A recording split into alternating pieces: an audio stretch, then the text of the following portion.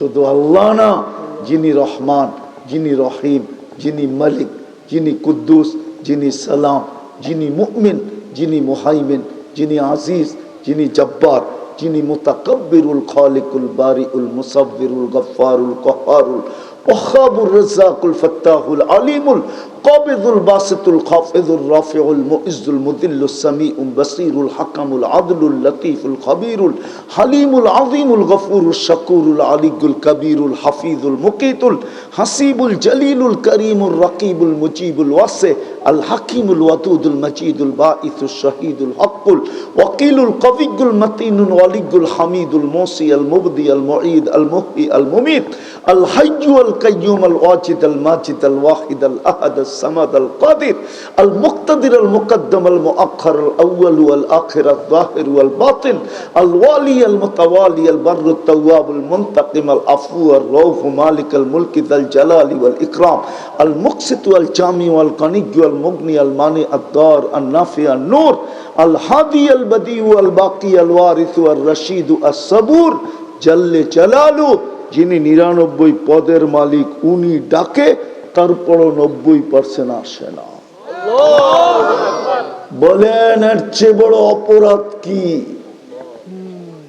বলেন। এই জন্যই মনে হয় পিরানে পীর লেখছেন, আব্দুল কাদের জিলানী রহমতুল্লাহ আলাইহি লেখছেন যে শুকর ও সকালবেলা উঠা আল্লাহকে বলে, আল্লাহ কাইলা ইয়াকা আউয়ালা নাজরিন আলা মান লা ইউসাল্লি, আমি চক্ষু খুলবো, আমার প্রথম দৃষ্টিটা যেন কোনো বেনমাজির উপরে না পড়ে।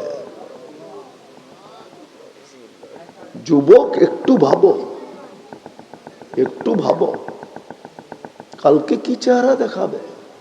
দুনিয়াই শেষ, দুনিয়াই কি 14 তারিখ শেষ? তাহলে জান্নাত কার জন্য বানায় রাখলো? তোমাকে তো জান্নাত দেওয়ার জন্যই মুসলমানের ঘরে পাঠাইলেন, নবীর উম্মত বানাইলেন, কোরআন তোমাকে দিলেন, নিজের ঘর তোমার বাড়ির আঙ্গিনায় দিয়া দিলেন। একটু বুঝি না? চলেন শেষ জায়গায় চলে আসছি। যদি বুঝি আইসা থাকে, ভাবনা যদি ভিতরে ঢুকা থাকে যে আল্লাহ দিলেন কি, দিতেছে কি, আমি দিলাম কি, সাদা মাঠা কথা, আমি কি দিলাম, প্রতি উত্তরে আমি কতটুকু করলাম, কালকে এই চেহারাটা কি করে দেখাবো? আল্লাহ তো কঠিনও করেন নাই, সহজই তো করছেন। বিদায় আসেন, সুযোগ এখনো হাতের নাগালে আছে, দূরে নাই, হাতের কাছে, বিলকুল হাতের কাছে সুযোগ, হাতের কাছে সুযোগ, হাতের কাছে সুযোগ, সুযোগ এখনো আমাদের কাছে আছে। কণ্ঠনালীতে রু আসার পূর্ব মুহূর্ত পর্যন্ত আছে, তাও আমাদের কারণে না, আমাদের নবীজির চোখের পানির কারণে। ওনার চোখের পানি দেখা আল্লাহ সুসংবাদ পাঠাইছেন, ওনার কাগতি দেখা, মিনতি দেখা, ওনার দিলের অবস্থা দেখা এই হুকুম পাঠাইছেন, আপনার উম্মতের তওবা আমি কণ্ঠনালীতে রু আসার পূর্ব মুহূর্ত পর্যন্ত কবুল করব, হাত্তা ইউগারগির পর্যন্ত।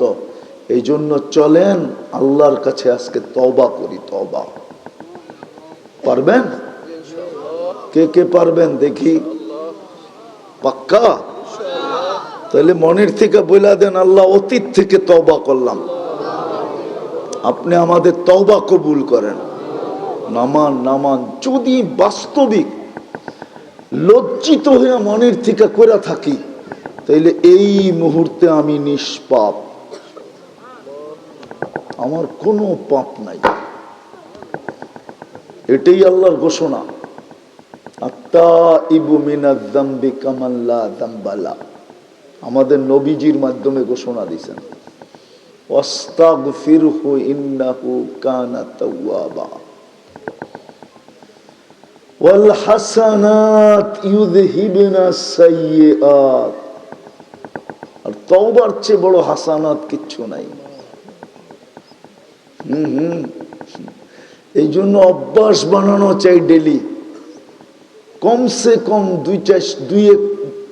আল্লাহর রসুল তো 70-এর উপরে করতেন, আমরা কমসে কম 2-1 বার করি। ঘুমানোর আগে ঘুমের থেকে উঠা পারবেন? পারবেন তওবা করতে? যুবকরা কি বলে পারবা? হ্যাঁ, পাক্কা তো?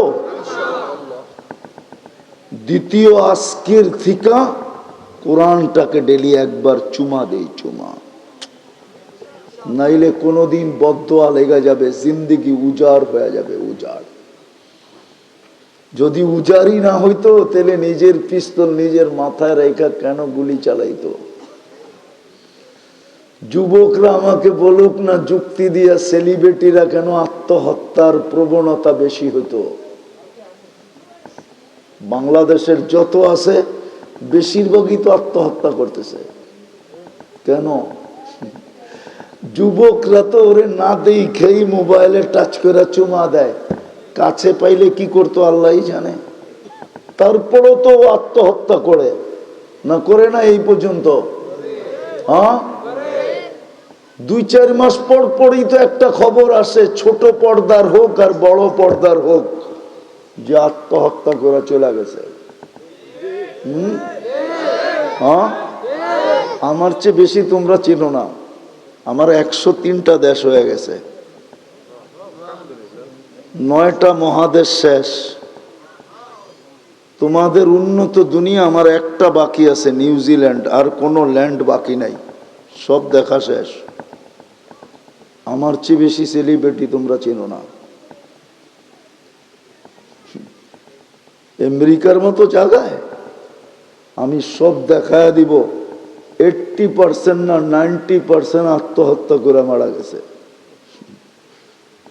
মাইকেল জ্যাকসন আমাকে চিনাইতে হবে না, আমি ওর বাড়ি এইবার এই পর্যন্ত বহুতবার দেখছি।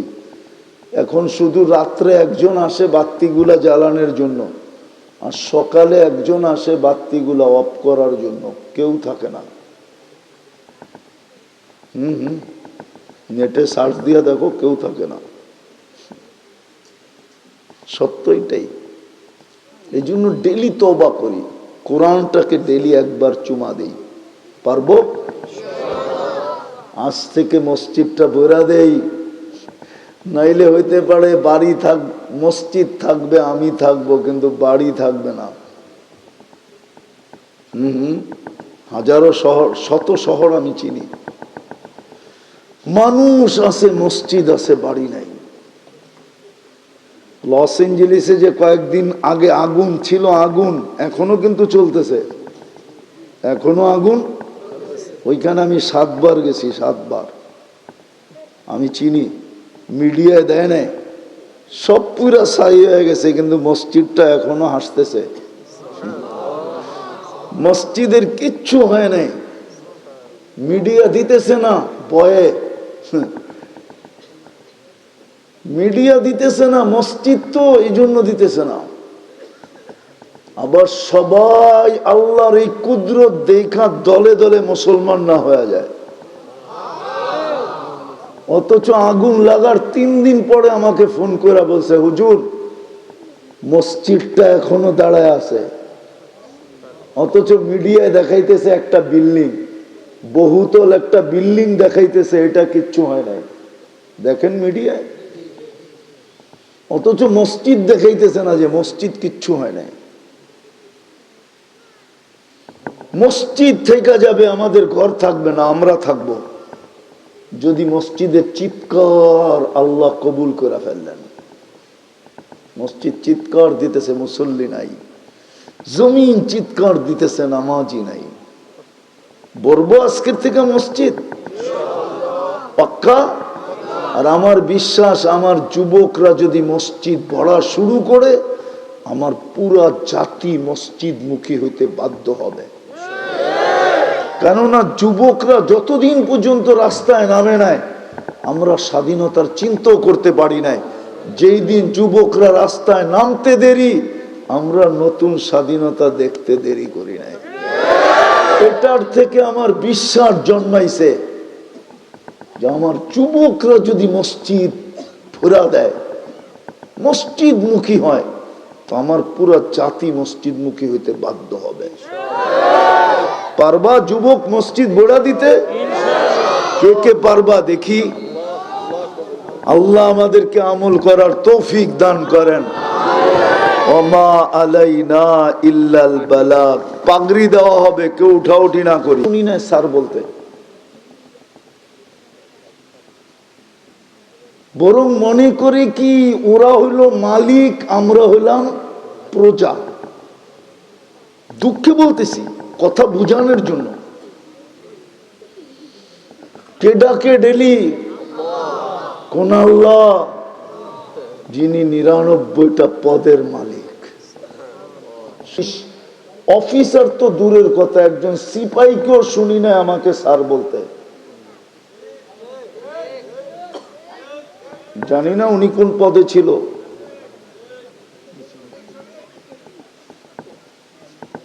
অথচ ওর বেতন জনগণের কি দিয়া?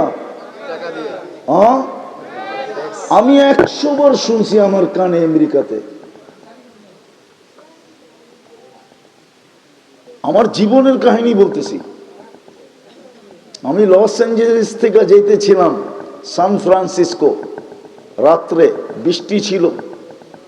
তো ওইখানে ৪ রাস্তার ভিতরে নিয়ম আছে, ৪ রাস্তার মুখে এসে সবাইকে দাঁড়াইতে হয়, স্টপ লেখা থাকে।